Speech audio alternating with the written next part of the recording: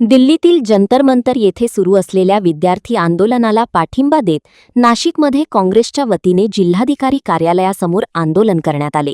यावेळी विद्यार्थ्यांवरील लाठीचार्जचा निषेध करत केंद्र सरकार विरोधात जोरदार घोषणाबाजी करण्यात आली।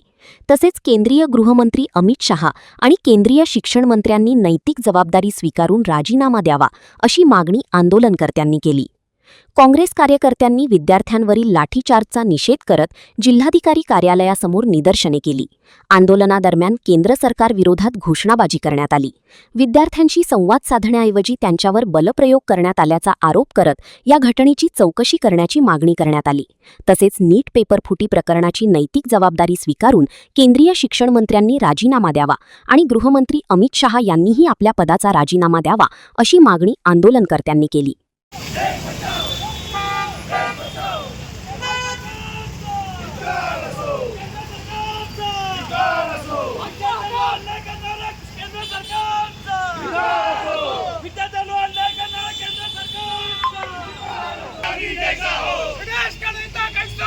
राहुल गांधी जैसा हो, देश का नेता कैसा हो, राहुल गांधी जैसा हो।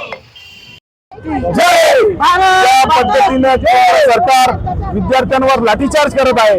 केंद्र सरकारकडे जंतर मंतर येथे विद्यार्थी आपल्या मागण्यासाठी गेलेले असताना ज्या पद्धतीने अमानुषपणे त्यांच्यावर हल्ला केला जात आहे, लहान मुलींवर हल्ला केला जात आहे, लहान मुलींच्या प्रायव्हेट पार्टला हात लावला जात आहे, एक पोलीस अधिकारी पाठीमागून त्यांच्या प्रायव्हेट पार्टमध्ये काठी घुसवण्याचा प्रयत्न करतोय, अतिशय निंदनीय आहे। त्या पोलीस अधिकाऱ्यावर गुन्हा नोंदवून त्याला कठोर शिक्षा त्याच्यावर झाली पाहिजे आणि या हल्ल्याची संपूर्ण जबाबदारी केंद्रीय गृहमंत्री अमित शहा यांनी घेऊन त्यांनी राजीनामा दिला पाहिजे।